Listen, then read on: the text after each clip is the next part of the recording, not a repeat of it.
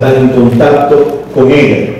Y vemos que terminamos la semana pasada hablando de ser luz en el mundo y la anterior de ser sal en la tierra. Por tanto, ser sal y luz es parte del carácter cristiano, es parte de ser realmente la imagen de Cristo en el mundo donde Él nos ha puesto.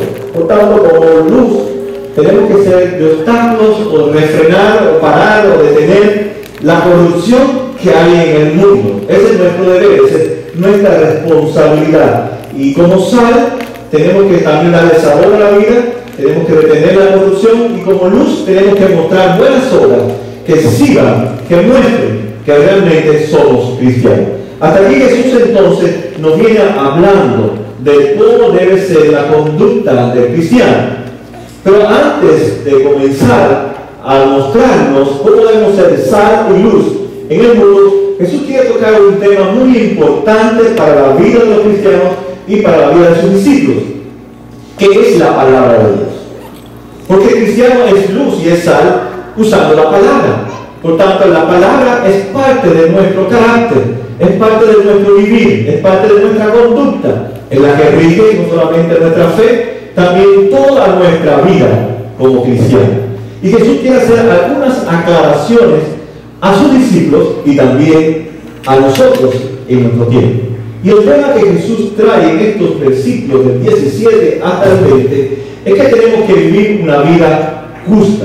Tenemos que vivir una vida justa. En otro término podemos decir, vivir una vida en rectitud conforme a la palabra de Dios. Pero ¿cómo yo voy a vivir una vida conforme a la palabra de Dios si no conozco la palabra de Dios? Si yo tengo una perspectiva muy diferente de la palabra de Dios, no voy a saber cómo voy a vivir una vida justa, una vida correcta, una vida de justicia delante de Dios. Y Jesús quiere aclarar un punto en que había gran confusión en el tiempo de Jesús. Aunque el pueblo de Dios, el pueblo de Israel, es el pueblo de la palabra, es un pueblo que había mal interpretado y aplicado la palabra de Dios. Y Jesús le dice a sus discípulos y nos dice a nosotros, si ustedes van a ser gente de influencia, gente de sal y de luz en el mundo, gente de que van a vivir una vida justa, deben de estar bien claros qué es las escrituras, para qué son las escrituras, son inspiradas o no son inspiradas, tienen autoridad o no tienen autoridad, es válida para nuestro tiempo o no es válida para nuestro tiempo, es solamente una parte de la Biblia para nosotros en este tiempo, o es toda la palabra de Dios para todos los tiempos. Y Jesús quiere aclararle eso a sus discípulos y aclararnos a nosotros, porque también en el tiempo de hoy hay gran confusión con la palabra de Dios.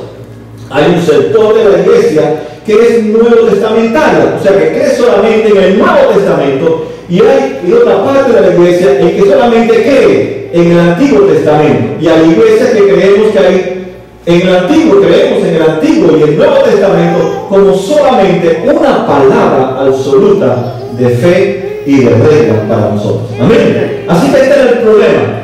Una de las cosas necesarias es saber cuál es el problema. ¿Por qué Jesús dice lo que dice? La Biblia no se escribe con gusto, se escribe con un propósito. El problema es que una parte del judaísmo hacía gran énfasis en una ley que ellos habían añadido a la ley de Dios para poder decir que cumplían la ley. Pero otro sector también decía, solamente debemos de guiarnos por el Antiguo Testamento y olvidarnos de cualquier revelación que venga después del Antiguo Testamento. Amén. Y Jesús comienza esta parte diciendo, no piensen que he venido para anular la ley o los profetas. No he venido para anularlos, sino para darles cumplimiento. Les aseguro que mientras exista el cielo y la tierra, ni una letra, ni una tilde, perdón, una jota ni una tilde de la ley desaparecerá hasta que se haya cumplido. Así que hay dos principios que Jesús nos dice a nosotros. Si vamos a ser sal, si vamos a hacer luz, tanto que mencionamos en nuestra vida, tenemos que tener en cuenta dos principios que Jesús nos muestra. Primero, que todo lo que Jesús va a enseñar en su ministerio, en los 4 evangelios, son enseñanzas del Antiguo Testamento. Queriendo decir Jesús que el Antiguo Testamento no es abolido, el Antiguo Testamento no ha perdido su validez, porque todas las enseñanzas que habla Jesús en los evangelios, incluyendo las cartas que menciona el apóstol Pablo, Santiago, Pedro, Judas y el mismo Juan en Revelaciones están basadas en el Antiguo Testamento. Jesús les deja bien claro a sus discípulos que todo lo que él va a enseñar está en armonía con el Antiguo Testamento. No hay ninguna de sus enseñanzas que van a contradecir el Antiguo Testamento. El segundo principio es que todas sus enseñanzas están de acuerdo con el Antiguo Testamento, pero no están de acuerdo con lo que enseñan los maestros de la ley ni los fariseos. Por otro lado, Jesús está diciendo, todo lo que yo voy a enseñarles está basado en el Antiguo Testamento, pero contradice las enseñanzas o todas las enseñanzas que no estén basadas en el Antiguo Testamento. Amén. Así que hay dos principios. Primero, todo lo que Jesús nos va a enseñar en los 4 evangelios, que después Pablo lo retoma y lo pone a la luz de Cristo, está en el Antiguo Testamento y es válido. Hay que estar presente, tiene que estar presente en nuestra Biblia. Pero todo lo que él va a enseñar contradice todo lo que podamos escuchar en la radio, en la televisión, en cualquier lugar que se hable supuestamente en el nombre de Dios, pero que no esté de acuerdo con el Antiguo Testamento, o ya en el tiempo de hoy con el Nuevo Testamento. Amén. Así que Jesús dice, no he venido a destruir el Antiguo Testamento. El Antiguo Testamento es una doctrina básica para la iglesia. Y Jesús trae 2 doctrinas muy importantes, doctrinas que hoy en el tiempo de hoy se toma muy a ligera. La primera es que la palabra de Dios es absoluta. No hay otra palabra, ni en ninguna otra religiones, ni en ningún lugar, no hay palabra absoluta. La única palabra absoluta es la revelada en ese momento, el Antiguo Testamento, y después de Cristo, el Antiguo y el Nuevo Testamento. Así que la palabra absoluta de Dios está sobre toda autoridad, sobre cualquier cosa. Entonces, usted como cristiano no cree que la Biblia es absoluta, no podrá ser salvo y luz. Usted puede escuchar en el Discovery Channel, en History Channel, en cualquier programa sobre la Biblia, en cualquier cosa, pero nada de eso tiene más autoridad que la palabra de Dios. Y esa es la doctrina de la autoridad de la Biblia sobre la iglesia de Cristo Jesús. La ley, nos damos cuenta, cuando la estudiamos, no en ningún momento Jesús quiso decir que era mala, porque Pablo dice que la ley es buena y es perfecta. Por tanto, la ley de Dios tiene principios, tiene valores. Está escrita para el pueblo de Dios, para que tenga una relación santa y justa con Dios y con todos los demás. Así que lo primero que vemos que Jesús no solamente enseña, sino que él contradice las enseñanzas. Hoy en el tiempo suena muy mal que un predicador esté hablando mal de una doctrina. Porque si usted viene a la iglesia, usted no predica para hablar mal de otras doctrinas. Si Jesús lo hizo, ¿por qué no podemos hacerlo nosotros? Jesús se pasó el tiempo contradiciendo las enseñanzas de los supuestos líderes de su tiempo, que conocían supuestamente, deberían conocer y interpretar y aplicar correctamente las Escrituras. Y Jesús los contradice, están mal, están en desacuerdo con las enseñanzas del Antiguo Testamento. Por tanto, nosotros como cristianos tenemos que conocer y aceptar bien esta doctrina. La Biblia es la verdad absoluta de fe y de vida para nosotros. No hay otro código, no hay ninguna otra enseñanza que pueda ser compatible con la palabra de Dios en nuestra vida. Ella debe regir nuestras vidas. Jesús entonces nos presenta la autoridad de la Biblia sobre cualquier otra doctrina que está en supuesta armonía con la palabra de Dios. Por eso Jesús le dice a sus discípulos, no piensen que he venido a anular la ley y los profetas. No he venido para anularlos, sino para darles cumplimiento. Pero hay 3 palabras que debemos entender: ley, profetas y cumplimiento. ¿Qué quiso decir Jesús cuando él menciona la ley? Jesús está diciendo de toda la ley, de toda la revelación del Antiguo Testamento.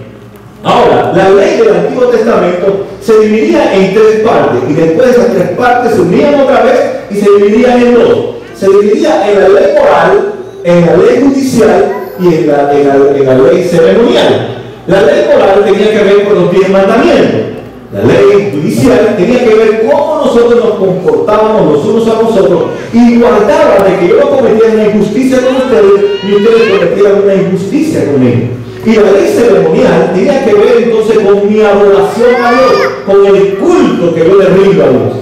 Por tanto, cuando Jesús le dice a los discípulos, yo he venido para abolir la ley, más bien ustedes tienen que conocer bien estas tres partes. Los 10 mandamientos deben de conocerlos, deben de conocer cómo deben de relacionarse entre ustedes y a la misma vez deben de saber cómo adorar a Dios, y eso está en el Antiguo Testamento. Amén. Vamos a ver entonces cuando Jesús se refiere a lo que tiene que ver con los profetas. Así que cuando dice la ley, yo no he venido a abolir la ley, quiere decir que Jesús dijo, yo no vine a abolir ningún estatuto de Dios que tiene que ver con la vida de ustedes y con la conducta de ustedes referente a Dios y referente a los demás. La ley está vigente. Amén. No está abolida, ahí está. Y Jesús dice, yo no vine a quitar la ley. Yo no voy a decir que la ley no sirve. Esa forma en que Dios ha establecido que cómo debemos relacionarnos con Él y cómo relacionarnos entre nosotros y cómo adorar, sigue vigente y está en este momento de la historia de la redención en el Antiguo Testamento. Jesús pasa después entonces a decir ni a los profetas.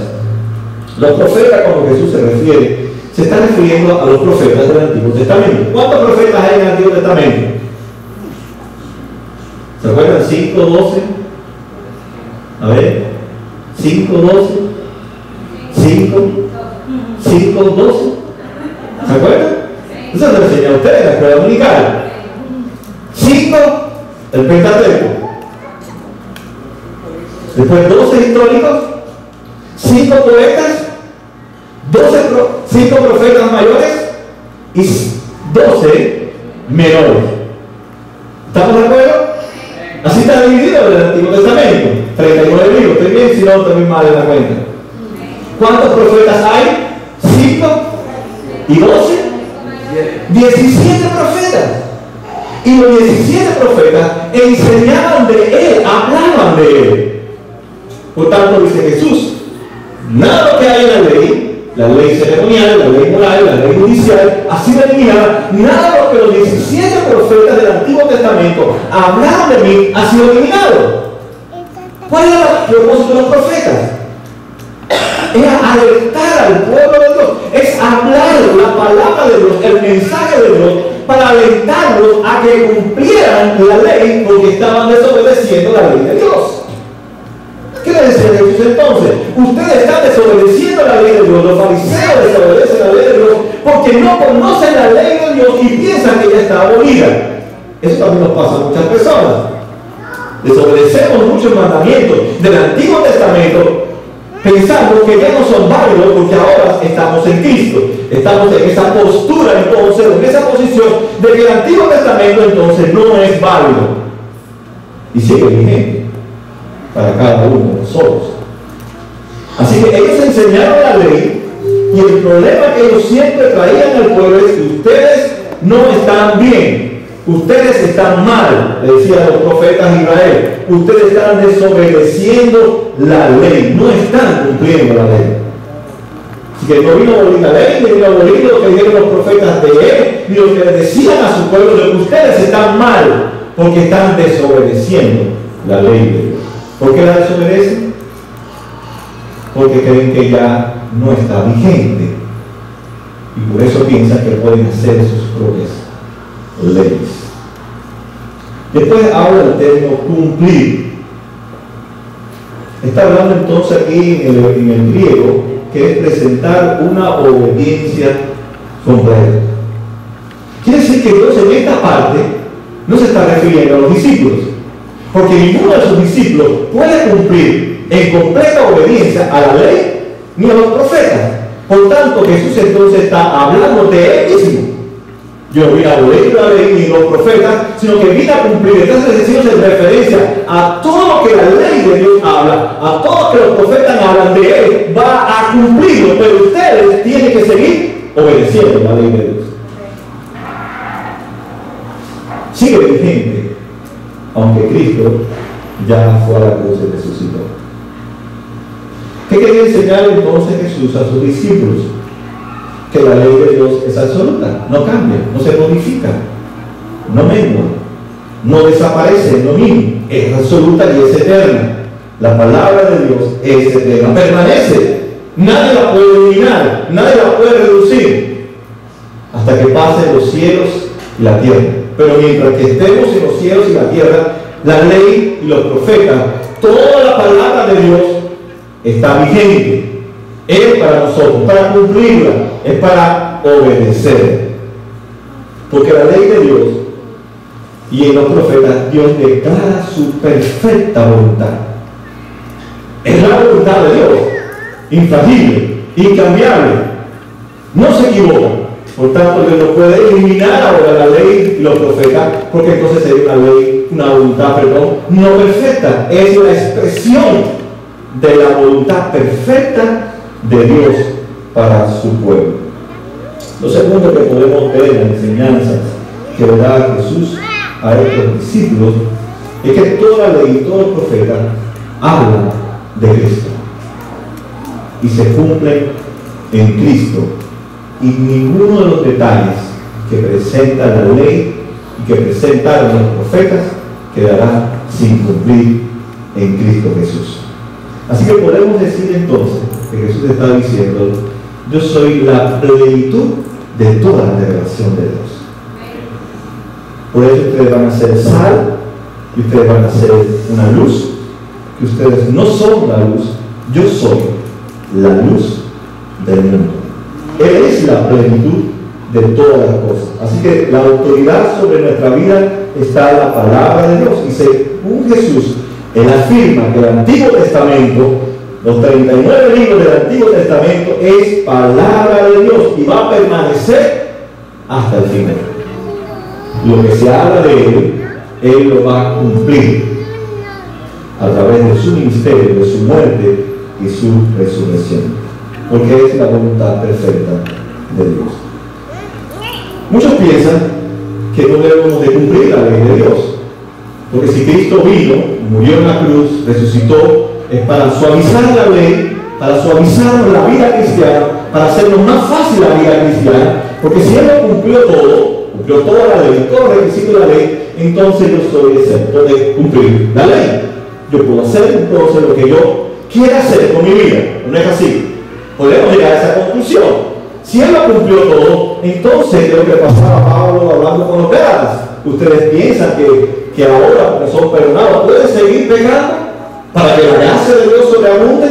Dice: de ninguna manera, no puede suceder. Por tanto, aunque Cristo ha cumplido toda la demanda de la ley, todo lo que salió de los profetas de Él, todavía la ley, nosotros somos responsables y tenemos que cumplir la ley de Dios en nuestra conducta, entre nosotros y en nuestra relación con nuestro Dios. Ahora, Jesús no vino a suavizar la ley. Por tanto, si usted incumple uno de los mandamientos, usted no es realmente, no puede decir: yo no soy responsable. Usted es responsable y yo somos responsables de cada uno de los mandamientos que quebrantamos delante de Dios, porque la ley está vigente y hay que cumplirla. Ahora, Jesús, al morir y resucitar, Él dice algo muy interesante. Dice: yo no me voy a ir, yo no lo voy a dejar solo, le voy a dejar el Espíritu Santo. El Espíritu Santo es la tercera persona de la Trinidad que nos ayuda ahora, después que ya hemos nacido de nuevo, de que ya tenemos estas características o estas dichas como cristianos. Es el que nos va a capacitar día a día a cumplir la ley de Dios. Está vigente la ley, hay que cumplirla. No podemos cumplirla, pero alguien va a venir a nuestra ayuda, que es el Espíritu Santo, ayudarnos a cumplir la demanda que Dios todavía tiene vigente. Hay que cumplir la ley. Y el que no la cumple, la quebrantamos. La paga del pecado es la muerte. Por eso cuando nosotros como hijos de Dios quebrantamos los mandamientos de Dios, ¿Dios nos da la muerte? No, pero nos disciplina. Dice el de los 10. El que Dios recibe como hijo lo azota y lo disciplina, porque lo ama, como así un padre humano ama a su hijo, también Dios que ama a sus hijos los disciplina. En el versículo 19 entonces Jesús dice: todo el que infrinja un solo de estos mandamientos, por pequeño que sea, y enseñe a otros a hacer lo mismo. Está hablando de la ley. Usted dice: bueno, ¿sabe qué? Mentí. No te sientas tan mal, todo el mundo miente. Estamos caídos, estamos tuvieron la gloria de Dios. No te sientas mal, a cortar las venas. Porque llamaste al trabajo diciendo que estabas enfermo y estabas en la playa. Jesús dice: no debemos hacer eso. Porque a la luz no es eso. Mira, mentiste y está mal lo que hiciste. Tienes que buscar en medio de la gracia de Dios, de arrepentirte y pagar el mal que tú has hecho. Habla con tu dueño, el dueño de la compañía, y dile: mira, mentí, aunque te bote de la compañía, por ser un mentiroso, pero tú quieres reparar el mal. Pero no podemos decirle: no te preocupes, tú eres un pecador, igual que yo también miento, y ahí mentimos entre los dos y le damos suave a la vida. ¿Verdad? Dice, eso es lo que está diciendo Jesús. Ahora, será considerado más grande o el más pequeño, el más grande de los cielos, cuando practique los mandamientos, lo que dice la ley, lo que dicen los profetas, y no solamente que lo practique, que lo enseñe, que le diga a la gente qué es lo que dice la palabra de Dios referente a esos mandamientos que tú y yo quebrantamos muchas veces y pensamos que no hay ningún problema en hacerlo. Después le voy a poner uno muy popular. Así que todos los mandamientos de Dios son importantes, no hay pequeños ni grandes. Ese era el problema de los fariseos, que habían pequeños pecados o pequeños mandamientos, o unos más importantes que otros, y Dios no me iba a juzgar o no me iba a disciplinar por los menos importantes, sino por los más importantes. Y Jesús le dice: no hay mandamiento mayor ni menor, más importante o menos importante. Todos son importantes porque es la voluntad perfecta de Dios. Santiago, en el capítulo 2, versículo 10, no sé si están poniendo los slides en inglés, ¿verdad? Aunque este no está. Dice: pero falla en un solo punto, ya eres culpable de haberla quebrantado toda la ley. Si mentí, soy un adúltero. Si mentí, soy un fornicario. Si mentí, he deshonrado el nombre de Dios. Si mentí, he codiciado a la mujer de mi prójimo. Si mentí, he matado. Si mentí, he quebrantado el día de reposo. Eso es lo que dice Santiago. Si quebranto uno de los mandamientos, me hago transgresor de todos los mandamientos. Quiere decir que todos los mandamientos son importantes. ¿Ven? Eso es lo que quiere decir Santiago. Pero a la misma vez le dije que hay dos divisiones de estos tres, o está completo toda la ley y los profetas. Y yo lo dividiría en dos partes: lo que tiene que ver con Dios y lo que tiene que ver con los hombres. Por tanto, cuando Jesús habla de la ley y los profetas, está diciendo: Él no ha abolido nada en cómo debe ser nuestra relación con Dios y cómo debe ser nuestra relación con el ser humano. Les voy a poner un ejemplo bíblico, una ilustración. ¿Se recuerda en una ocasión que Jesús hace una palabra que fue un hombre fariseo y un publicano, que fueron ambos a orar al templo? ¿Se acuerdan? ¿Cuántos se acuerdan? Amén. Eso está en el Evangelio. Dice que en el Evangelio de Mateo, capítulo 12. Y dice que ellos le preguntaron: ¿cuál es el mandamiento más importante? Jesús no le dijo: oh, aquel. Espérate, es el otro. No, escuchen lo que Jesús le dice. Uno de los mandamientos de la ley, uno de los fariseos, unos maestros de la ley, se acercó y oyó discutiendo. Al verlo bien que Jesús había contestado, le preguntó: de todos los mandamientos, que son 613 mandamientos que tienen toda la Biblia, para si usted no sabía, para que pueda saber, Dice, de todos los mandamientos, ¿cuál es el más importante de los 613 mandamientos? ¿Cuál es? Y Jesús le responde, de todos los mandamientos, ¿cuál es? Ama al Señor tu Dios con todo tu corazón, con toda tu alma, con toda tu mente y con toda tu fuerza. Y el segundo es ama a tu prójimo como a ti mismo. No hay otro mandamiento más importante que Jesús resumió toda la ley y lo que hablaron los profetas. Así que si la ley entonces, lo que enseñan los profetas, lo que enseña el Antiguo Testamento, es importante para nosotros, es de vital importancia para nosotros, y que si la gracia de Dios creemos que es la palabra absoluta y que Dios en su gracia nos está capacitando para cumplirla y obedecerla, entonces tenemos que tener una idea clara de qué es la iglesia y qué hablaron los profetas de Dios. ¿Qué no se sigue la ley? Porque si no, ¿cómo voy a ser sal y luz si yo no conozco lo que enseña este manual? ¿Cómo usted puede ser? Si usted me explica, me da esa solución fácil y sencilla, quiero decirle que es mejor maestro que Jesús. Porque Jesús dice que a sus discípulos usted tiene que conocer bien la ley, tienen que conocer bien los profetas, tienen que conocer la voluntad perfecta revelada a través del Antiguo Testamento en ese momento para poder ser sal y luz.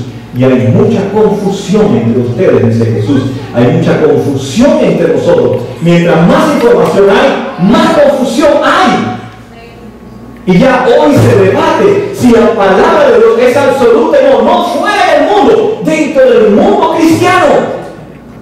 Porque ya los cristianos queremos justificar el alcohol dentro de la iglesia. Queremos justificar el adulterio, la media naranja mía, no es mi esposa, es mi secretaria. Pero para eso tengo que inventarme cosas de la Biblia para justificar mi pecado, para justificar mi prosperidad como mujer, pastor millonario. Tengo que desconocer o hacer desconocer a la iglesia la palabra para que ustedes no me voten de la iglesia. Yo veo pastores multimillonarios y multitudes adorando a ese becerro de oro, como Maldonado. A ponerles un ejemplo, claro. Ahí usted tiene. Porque no conoce la Biblia, adora Maldonado y acepta que su pastor tenga 90 millones de dólares y usted se ha muerto de hambre. Y que usted dé todo el diezmo suyo, su renta, su carro, para que este bandido viva a costilla suya. Porque usted no conoce la Biblia. Por eso nos engañan. Pero si usted conoce la ley y los profetas, diga, mira, a robar te vas a la esquina y deja. Bueno, no sé si existirá, eso estaba antes porque no dice. Te vas a robar a otro lugar. Pero no conocemos la ley y los profetas. Entonces pensamos que la prosperidad tiene que ver con mucho dinero. Y ya somos prósperos. Pablo dice en Efesios capítulo 1 que ya somos ricos en Cristo Jesús. ¿O no somos ricos? Yo soy rico, yo tengo 90, no tengo ni qué mil, no llegan a $1,000 todavía. Ni a mí me dieron $10,000, ni a mí dieron. Pero soy rico en Cristo Jesús. Porque estoy completo. Amén. Entonces cuando realmente no conocemos la ley, hacemos como los fariseos y los escribas. Exigimos lo que la ley realmente no demanda, ni de nosotros ni del pueblo. Jesús continúa diciendo en el versículo 20, porque les digo a ustedes que no vayan a entrar en el reino de los cielos a menos que su justicia supere a los fariseos o maestros de la ley. Jesús presenta aquí una segunda doctrina. La primera es la autoridad absoluta de la Biblia, la cual cada cristiano debe conocer la ley y los profetas para poder salvar y luz y poder combatir cualquier doctrina falsa dentro de la iglesia o fuera de la iglesia, que venga del pastor o que venga de quien venga. La autoridad de la iglesia no está en el pastor. ¿Sabe usted eso? Está en la Biblia. Y si yo no predico la Biblia, usted tiene el derecho de decirme, tú eres un falso pastor y te vas de aquí ya. Y como soy falso, me digan, pero como no lo soy, me quedo. Amén. Porque es lo que enseña la palabra. Usted tiene que conocer la Biblia igual que yo también, para que yo no lo engañe.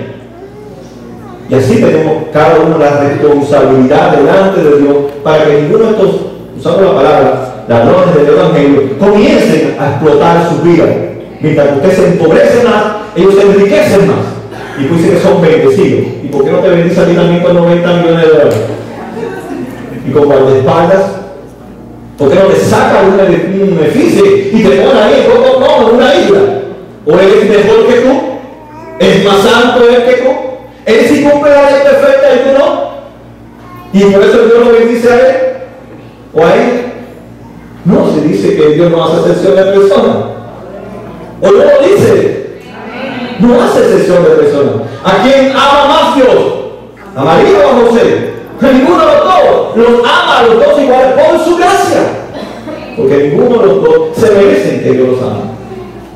Pero en su gracia y en su misericordia ha decidido amarlo tanto a María como a José y escucharlos a los dos por igual. Por tanto, Dios escucha mis oraciones y escucha también sus oraciones. Yo no soy un ungido, esos superestrellas de Hollywood, del tiempo de que Dios me escucha a mí, usted no. Si usted es un hijo de Dios, ¿verdad? Eso fue nuestros devocionales, de nuestros discipulados, que Dios escucha nuestras oraciones si son conformes a la voluntad, a su voluntad, porque somos hijos de Dios. Y si usted es un hijo de Dios, Dios lo escucha, como cualquier otro hijo de Dios. La segunda doctrina que Jesús nos enseña en estos versículos, fíjese que está cargado, porque si vamos a ser sabios, hay que estar bien claro lo que vamos a hacer. Habla sobre la santidad. ¿Qué es la santidad? Es honrar y obedecer la ley de Dios. Es reconocer que el Hijo de Dios se ve en su vida constantemente. Podemos decir, la santidad es ser como Jesús. Es ser como Él. Es invitar a Jesús. Es vivir como Él vivió. Por tanto, entonces Jesús enseña dos grandes doctrinas. La santidad está en relación con la ley está en relación con la santidad. Usted no puede ser santo sin quitar la ley. Y si está la ley, usted tiene que ser santo. Por tanto, para yo poder vivir una vida justa, una vida de santidad, tengo que conocer la ley. Y si conozco la ley, entonces debo de vivir una vida justa, una vida santa. No se puede vivir una vida que agrada a Dios sin conocer la ley. Y si conozco la ley, debo de vivir agradando a Dios entonces, porque ya sé lo que Dios demanda de mi vida. Así que ambas están en íntima relación. No puedo decir que yo soy santo, o vivo una vida santa y te hagan 3 o 4 preguntas, y usted dice, no, yo paso, no me la sé. Entonces, tengo que conocer la ley para poder vivir en esa santidad que Dios demanda para todos sus hijos. Y Jesús le menciona entonces a los fariseos y a los maestros, ustedes carecen de santidad. ¿Por qué? Porque malinterpretan la ley, no conocen la ley, por tanto, ustedes no viven en santidad. Y nos damos cuenta que una de las cosas que ellos se la daban eran notables los fariseos y los maestros de la ley, eran porque llevaban una vida muy santa y superior al pueblo de Israel. Es como crear una nueva categoría dentro del cristianismo. Y Jesús le dice, ustedes no viven una vida santa, porque ustedes no viven conforme a la ley de Dios. Pero si hubiéramos estado en ese tiempo y usted se lo dice a un fariseo, le va a decir, ¿sabe qué? Yo sí conozco bien la ley de Dios. Y tiene que tener cuidado, porque ellos se conocían bien el Antiguo Testamento. Pablo era un fariseo y se conocía desde Génesis hasta Malaquía muy bien. Pero ¿cuál era el problema entonces? En que los fariseos y los maestros de la ley habían hecho un código que supuestamente este código superaba la ley de Dios. Y por tanto eliminaba la ley de Dios. Y me quedaba con mi código. Fíjense que en la palabra que yo les mencioné, el fariseo y el publicano, dice una de las cosas que dice interesante el fariseo, dice, yo ayuno 2 veces a la semana. Este no ayuda. Si el fariseo hubiera conocido la ley, le hubiera dicho al publicano, hubiera conocido la ley, dice, dime en qué parte del Antiguo Testamento dice que yo tengo que ayunar 2 veces a la semana. no hay ningún pasaje en el Antiguo Testamento que Dios te manda que se ayunara 2 veces. ¿Sabes cuántas veces era? Una vez al año. Pero como en su código quería ser tan santo o más santo que el mismo Dios, él decía, bueno, si yo oro 2 veces, soy más santo, si nada más que, bueno, ayuno 2 veces, soy más santo que si lo hago una sola vez al año. Pero la ley solamente pedía un día al año ayunar, que tenía que ver con el duelo del sacrificio que se ofrecía a través del cordero de que nuestra nación había pecado. Estábamos tristes, estábamos realmente avergonzados y por eso ayunábamos una vez al año para que Dios perdonara las miserias de mi nación, o sea, del pueblo que yo pertenezco, hablando como un israelita, pero no soy israelita, al pueblo de Israel. Amén. Así que vemos que ellos tenían su código para poder mostrarle a la gente que ellos eran más santos. Por eso dice, yo ayuno 2 veces a la semana y yo doy el 10º de mi menta, de mi anís. Doy más que él, porque él no da nada, más bien se roba o cobra de más al pueblo de Israel. Y Jesús le dice a sus discípulos, dice, Pedro, Simón, ¿quién de los dos sale justificado? Él dice, el publicano. Porque él se ajustó a la ley, que era la gracia. Dice, ten misericordia de este pecador, que no soy digno ni siquiera de alzar mis ojos ni hablar contigo. O sea, reconocía que había quebrantado la ley. Y dice Jesús, este de que se ha sido justificado.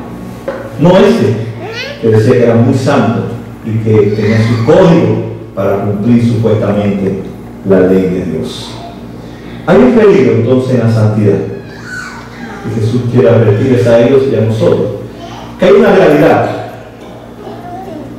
que tiene que ver con la luz, que es el tema que Jesús acaba de dejar antes de entrar a este tema de lo que es la ley. Y es que el cristiano, al vivir una vida justa delante de Dios, está siendo luz en el mundo en el cual Cristo nos ha puesto. Los fariseos carecían de esta santidad, de esta forma de vivir en medio del mundo. Pero había un peligro, y hay un peligro en medio de nosotros, que es la posibilidad de engañarnos a nosotros mismos, de pensar que estamos bien cuando no estamos bien. Es uno de los peligros. Y muchas veces lo hacemos de forma inconsciente, no es tanto conscientemente. Y esa es una de las cosas que Jesús siempre combatía con los fariseos y los maestros. ¿Ustedes recuerdan que Jesús, cuál era la expresión más famosa que Jesús le decía a ellos? Hipócritas. Dice que Jesús no entendía, ¿verdad? Decía, hipócritas. Ustedes son hipócritas. Y ustedes son hipócritas. Constantemente Jesús le decía a estos hombres, maestros de la ley y fariseos, decía que ustedes son hipócritas. Y honestamente, cuando uno lee los evangelios, ellos eran hipócritas, es verdad. Pero Jesús quiere que ellos se den cuenta que eran hipócritas inocentes. Inconscientemente. Porque ellos, al enfrentarse a la palabra de Dios, al leer las escrituras del Antiguo Testamento, no reflejaban su vida en ellos, sino que la reflejaban en la vida de las prostitutas, de los leprosos y de los pecadores. Y se mira como Jesús anda con los pecadores. Y ese es el peligro que tiene el cristiano, que al leer la Biblia no se refleje la Biblia en su vida, sino que trate de aplicarla a la vida de otras personas. Cuando uno lee el Antiguo Testamento y el Nuevo Testamento, uno tiene que encontrarse ahí, en que el profeta te está hablando a ti de que no estás bien, estás desobedeciendo los mandamientos, que estamos quebrantando los mandamientos, que estamos aboliendo la ley y que tenemos nuestro código cultural para vivir nuestro cristianismo. Y no hay un código cultural, está la palabra de Dios. Por tanto, eran hipócritas e inconscientes, no se daban cuenta, pensaban que estaban bien. Pero si no entendían la Biblia, no interpretaban la Biblia, ¿cómo van a saber que está mal? ¿Cómo usted y yo vamos a saber que estamos cometiendo pecado si no leemos la Biblia? Y cuando leemos la Biblia decimos, mira, esto lo estoy haciendo mal. Está mal. Tengo que arrepentirme, tengo que buscar en medio de la gracia de Dios, que es el Espíritu Santo que nos ha dado, para volverme a Dios, porque soy su hijo. porque supuestamente debo amarlo sobre todas las cosas. Pero muchas veces corremos ese peligro. Lucas 16:15 dice lo siguiente: les digo, ustedes que hacen lo bueno ante la gente, pero Dios conoce sus corazones. Dense cuenta de aquello que la gente tiene en gran estima, es detestable delante de Dios. Hoy se dice mucho a los jóvenes: vayan a la discoteca, usen droga, hagan lo que ustedes quieran porque son jóvenes. Suena bonito, suena romántico, pero es un pecado delante de Dios. Y usted como padre, usted está involucrándose en el pecado de sus hijos. Y parece que es bueno, pero es detestable delante de Dios. No es así, no dejamos a nuestros hijos en las fiestas y cosas que no tienen nada que ver con la vida cristiana. Pero es nuestro código que tenemos. Es el código que la cultura dice que ellos tienen que disfrutar. Como ya yo pasé todas esas experiencias, ¿por qué no dejarlos a ellos que también hacen también las locuras? Que usen drogas y usen drogas, de que se emborrachen, que se acuesten con 2 o 3 muchachitas. Yo también lo hice. Pero bueno, eso tú hiciste porque eres un ignorante de la ley de Dios y no conocías a Cristo. Pero ahora que conoces a Cristo, tu hija, cuando tiene un novio para casarse, no para probar otro novio. Eso lo dice la palabra. No lo digo yo. Ahora, si se hace rebelde y quiere tener novio como la samaritana, usted no puede cogerla y meterla presa, pero no puede entonces la vivir dentro de la ley de su hogar. El noviazgo no es para probar quién es tu media naranja. Bíblicamente, si no dejan en el Antiguo Testamento, dice no volvió eso. ¿Te acuerdas de la experiencia de María y José? Ellos eran marido y mujer o eran novios. Eran novios. Sin embargo, él habla como si María fuera su esposa. Porque si yo le digo a Alicia, tú te quieres ser mi novia, es porque mi intención es casarme con ella. No para ver si Alicia me entiende. Y si no, déjame probar con Margarita, a ver si le gusta lo que a mí me gusta. Y si no es Margarita, déjame probar con Josefina. Y no, Josefina tampoco le gusta lo que a mí me gusta. ¿Ya voy por cuántas? Por 3 novios.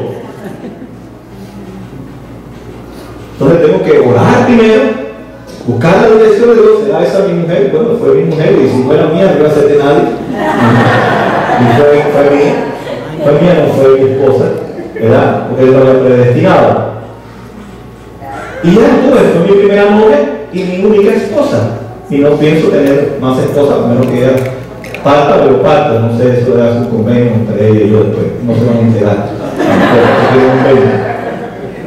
Así que ellos realmente eran personas hipócritas porque pensaban que estaban viviendo bien. Pero la ley de los profetas no está eliminada, hermano. Lo siento por ti, lo siento por mí. Tal vez los muchachos del tiempo de hoy no es lo que acostumbran. A los 12, 14 años ya quieren tener novios. Ya quieren ser mujeres.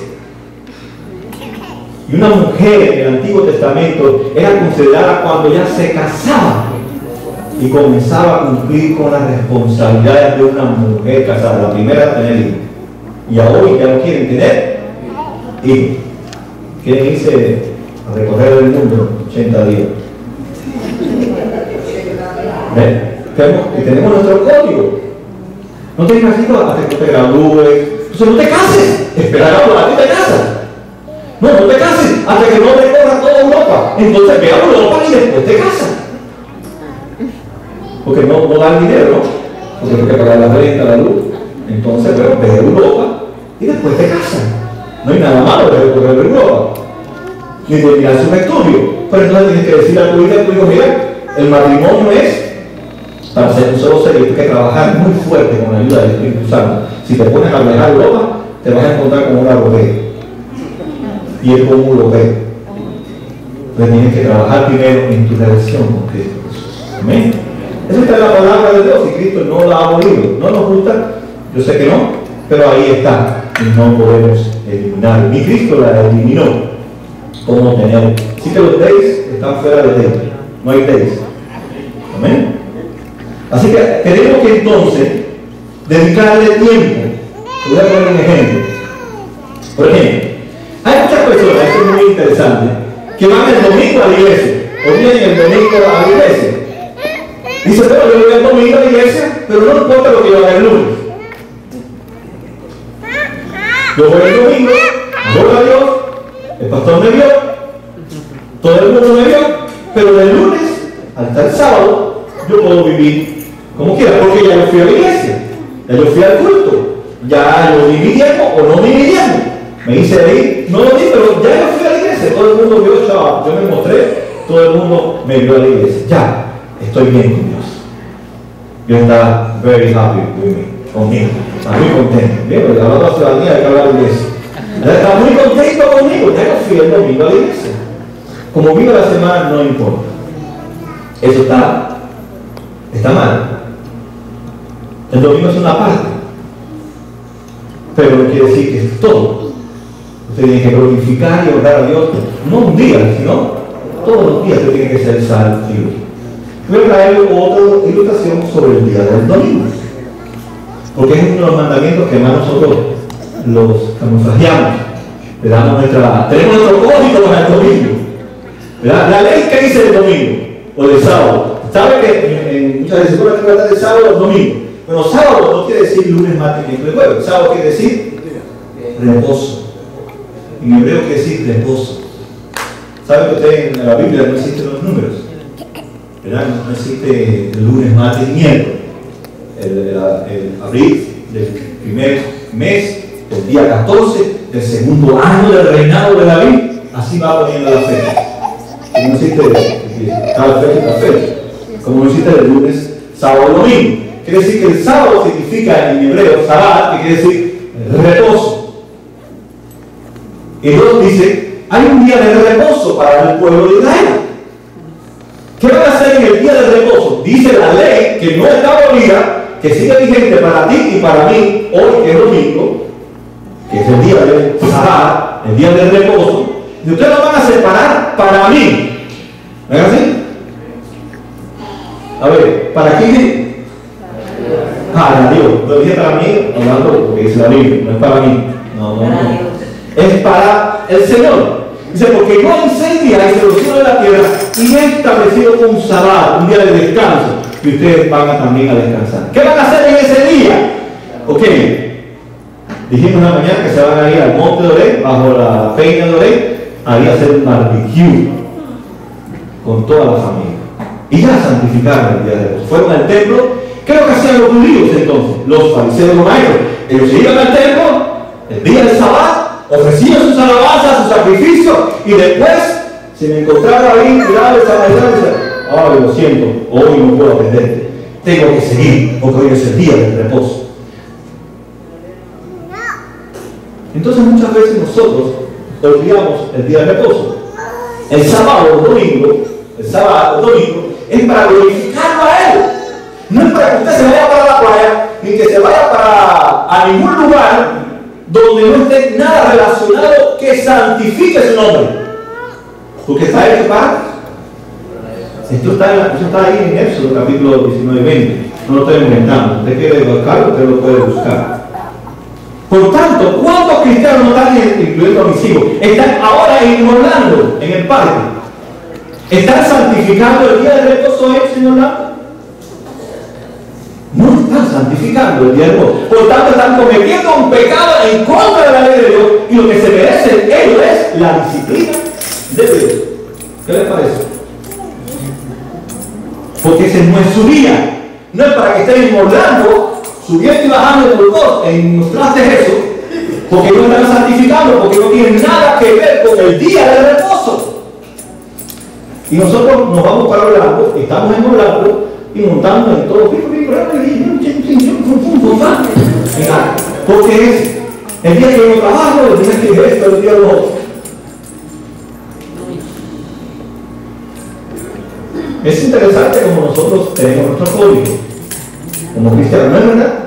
La ley favorita el día de reposo. Entonces lo que tenemos que hacer el domingo, hoy, lo que tenemos que hacer nosotros, ya venimos al templo, como los fariseos y los saduceos y los escribas, hemos venido a adorar. Por tanto, yo tengo que decir, Señor, guíame qué puedo hacer en este día, que pueda extender tu reino, que pueda santificar tu nombre, porque es tu día.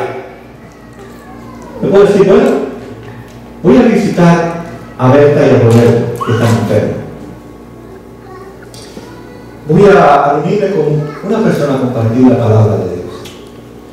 Voy a tratar de adelantar en algunas cosas que tienen que ver con la vida mía espiritual. Si soy discípulo, voy a trabajar en el material.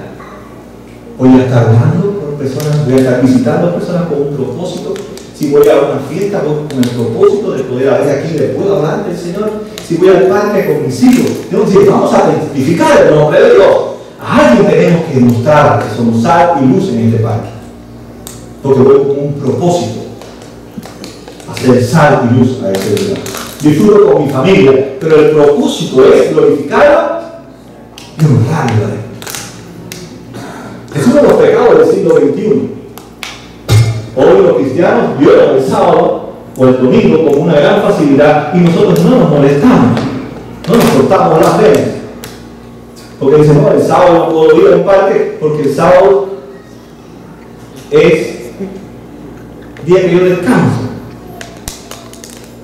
¿Verdad? Es una de las luchas que yo tengo cuando voy de vacaciones. Yo voy de lunes a sábado. Pero nunca ve que yo falto el domingo. Aunque tenga que manejar 16 horas, yo estoy el sábado, el domingo aquí. Mis vacaciones son de lunes a sábado. El domingo tengo que venir con la iglesia, a adorar, a guardar el día del reposo. Y cuando salgo de aquí, busco cosas que santifiquen su nombre. Ir a una fiesta, ir a un baby shower, ir a una visita, no es nada pecado. Pero ¿cuál es el propósito por el cual usted va? Es glorificar, extender su reino, que sea luz y sal en ese lugar.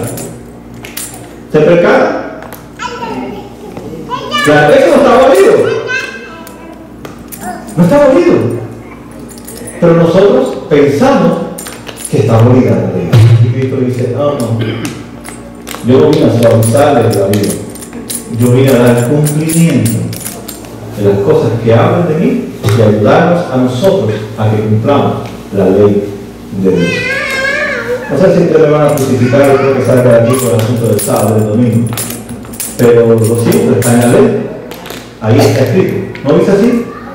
6 días trabajarás, más el día de reposo será ¿para quién?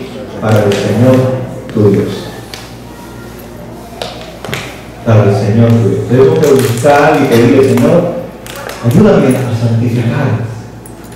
Aunque si me voy para la playa con mis hijos en este día, que sea un propósito evangelístico allí en la playa. No enseñar la desnudez de mi familia allí en la playa, ni como cerdo comer aquí en la playa, sino decir, voy a compartir con otras personas, buscar algo para poder estar en contacto y ser salvo. ¿Entiendes? ¿Entendieron o no entendieron? No te dicen una vez se mete en su casa como una rata ahí, no salga a ningún lugar, no vaya con su familia. Si usted va a salir con algún lugar con su familia es para hacer sal y luz, ahí en el parque, ahí en la playa, ahí en casa de su tía, de su abuelo, su tío, a donde usted se vaya a ir, usted va a hacer sal y luz. Quiero honrarte, Señor, quiero glorificarte, ayúdame a glorificarte en este día, donde yo esté, donde yo vaya, porque es para ti, Señor, no es para mí. Y eso es algo que los fariseos hacían, y hoy la iglesia cristiana también está haciendo. Yo creo que sea algo por falta de conocer la ley de Dios. Así que Dios quiere que nosotros nos ocupemos en nuestra relación con Él. Nuestro problema entonces es que no tenemos en cuenta el carácter, la naturaleza de santa de Dios. Y por tanto cada uno de nosotros debemos reproducir esa vida santa. Todos tenemos ese peligro de poder pensar que estamos bien cuando no estamos bien. A veces decimos, yo estuve orando y Dios respondió mi oración. ¿Pero consultaste con la Biblia? Porque no hay otra forma. Si yo tengo deseo de irme a Alaska, ya dice así, pero cada vez que quiero ir a Alaska, ya tiene frío. Todavía no tengo ni los 3,000 pesos para ir. No quiero ir a Alaska. No, dice, será la voluntad de Dios. No demos nuestros tiempos, no paguemos la renta y vámonos para Alaska. Se está enamorando con la palabra, ¿verdad? Es mi deseo y pienso que Dios ya me dio la renta y el tiempo, ya hay, por lo menos tengo para un pasaje, te quedas tú por ahí en California, yo sigo a Alaska. Tú vas a California y yo sigo ahí. Te quedas ahí en Long Beach y yo me voy para los Osos para arriba.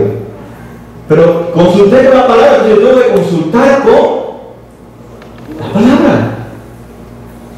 No es lo que yo quiero hacer, porque muchas veces yo quiero hacer cosas que parecen que son buenas, pero son detestables a los ojos de Dios. Pero tengo que estar, mi oración tiene que estar en armonía con lo que dice Dios en su palabra. Así que la prueba de nuestra santidad entonces es cuál actitud tenemos nosotros con el Dios de la palabra. Si la amamos, pues tendremos una actitud de forzarnos con la ayuda del Espíritu Santo para someternos a la autoridad de la palabra de Dios.